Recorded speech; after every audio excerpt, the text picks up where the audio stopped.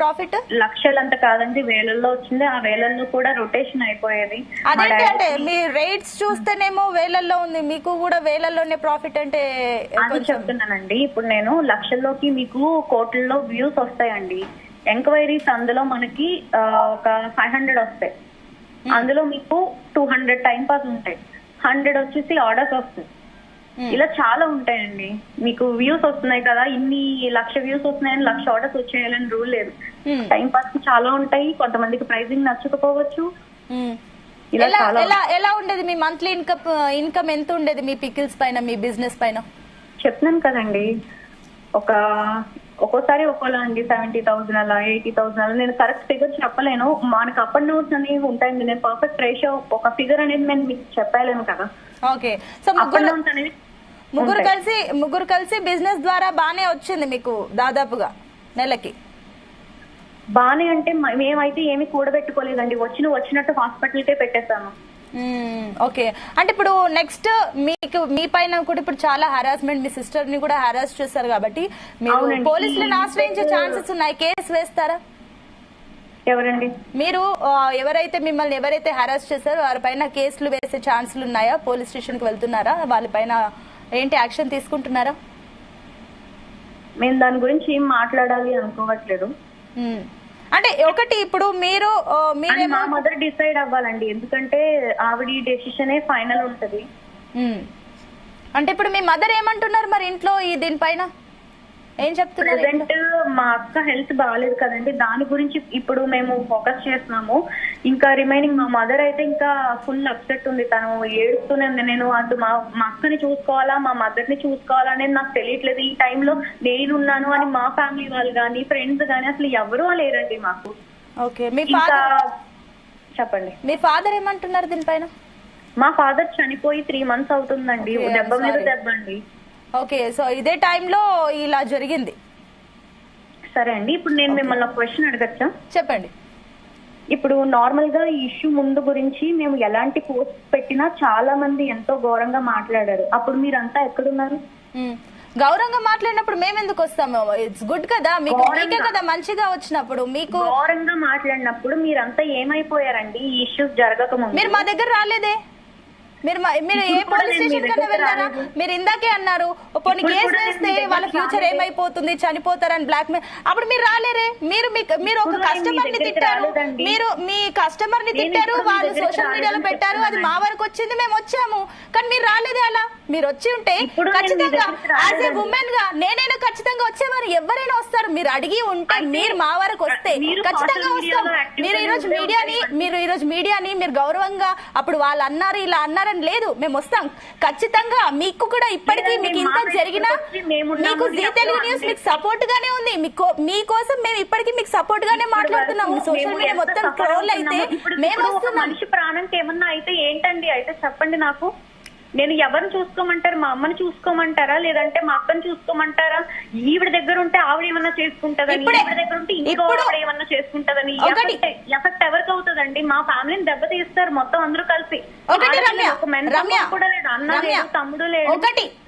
ఒకటే క్వశ్చన్ మీరు అన్నారు, అంటే ఎందుకు మీరు గతంలో ఏమైపోయారని మీరు అడుగుతున్నారు. ఒకటి ఇప్పుడు ఓకేనండి, నా వాయిస్ ఓకేనా మీకు? హలో, ఇప్పటికీ మీకు సపోర్ట్ గా మేమున్నాము. ఇప్పటికీ మీకు సపోర్ట్ గా మేము మాట్లాడితే మీరేమైపోయారని మమ్మల్ని అడుగుతున్నారు. సరే, మీరు మీ బిజినెస్ నిజంగానే అంత గుడ్ క్వాలిటీ అంతా బానే ఉన్నప్పుడు ఒక అమ్మాయిలు ఎందుకు ఎక్స్పోజ్ చేసి వీడియోలు చేయాల్సిన అవసరం ఎందుకుంది? ఎక్స్పోజులు చేసి బిజినెస్ రన్ చేసుకున్నారన్న కమెంట్లు వస్తున్నాయి కదా, మరి దానికి ఏమంటారు? ఒకవేళ మీ ఓపెన్ చేస్తే నేను ఒక మహిళనే నేను ఈ రకంగా మాట్లాడుతున్నానంటే మీకు కమెంట్లు, ఎందుకంటే మనం ఎలా ఉన్నామో మనకు అలాగే కమెంట్లు వస్తాయి, అలాగే వాళ్ళు కూడా ఉంటారు. మీరు ఎలా ఉన్నారు, మీకు అలాగే వచ్చాయి కదా. కాదండి, దాన్ని ఇప్పుడు మీరు వ్యతిరేకిస్తున్నారు కదా. లేదండి, మీరు నాకు క్వశ్చన్ అడిగారు, నేను ఆన్సర్ చేయాలి కదండి. నాకు గ్యాప్ ఇవ్వండి, నేను మాట్లాడ్డాను.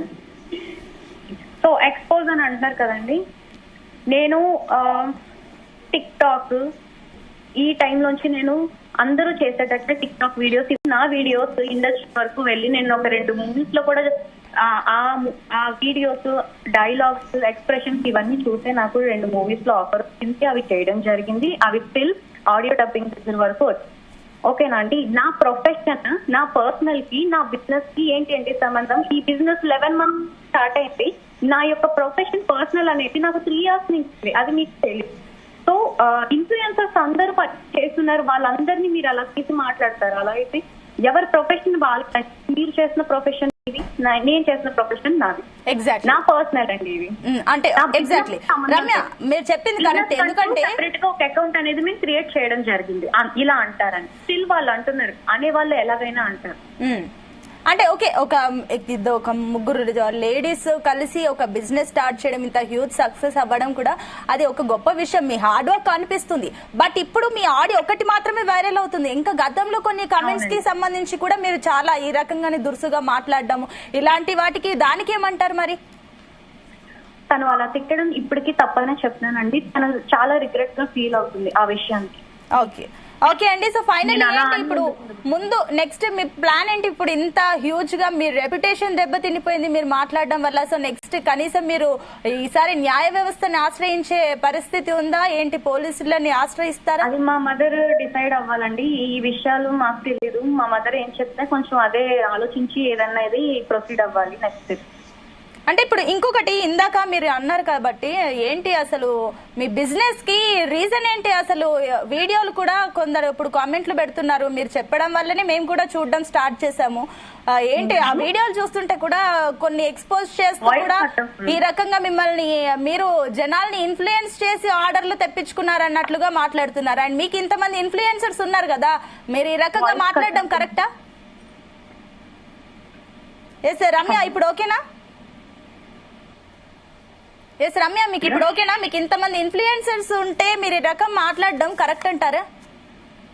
మీకు ఇంతమంది కొంచెం క్లారిటీగా మాట్లాడండి, నాకు మీ ఆడియో పీసీఆర్ ఒకసారి ఆడియో చూసుకోండి. ఓకేనండి, హలో ఇప్పుడు ఓకేనా? వినిపిస్తుందా? కొంచెం క్లియర్ గా మాట్లాడదాం. ఇప్పుడు ఓకేనా రమ్య? Yeah okay. ఇప్పుడు మీకు ఇంతమంది ఇన్ఫ్లుయెన్స్ ఉన్నారు, ఇంతమంది చాలా మంది ఫాలోవర్స్ ని సంపాదించుకున్నారు. మీ బిజినెస్ కానివ్వండి, మీ రీల్స్ కానివ్వండి, మీ వీడియోస్ కానివ్వండి, చాలా మంది ఫ్యాన్స్ వచ్చారు. ఇంతమంది ఫ్యాన్స్ ఉన్నప్పుడు డౌన్ టు అర్త్ ఉండాలి కదా. మరి ఎంత ప్రెషర్ ఉన్నా ఏమున్నా ఆ రకంగా మాట్లాడడం కరెక్టా? నేను అదే కరెక్ట్ కాదండి. మా ఫాదర్ అనేది చనిపోవడము, తనకి దెబ్బ మీద దెబ్బ, అప్పటికి తను చాలా డిప్రెషన్ లో ఉంది అసలు.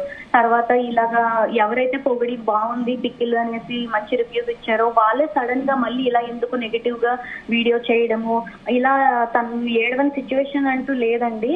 ఇవన్నీ జరగడానికి తన ఫ్రస్ట్రేషన్ లో ఇంకా ఓపిక సహనం అన్ని నశించిపోయి తను అలా అనేసింది. దానికి ఇప్పుడు అనుభవిస్తుందండి. అంటే ఇప్పుడు రమ్య, ఇప్పుడు మీరు చెప్తున్నారు మీ సిస్టర్ చేసింది తప్పే అని. ఎందుకు మీ సిస్టర్ ఫస్ట్ లో ఎట్ ద వెరీ స్టార్ట్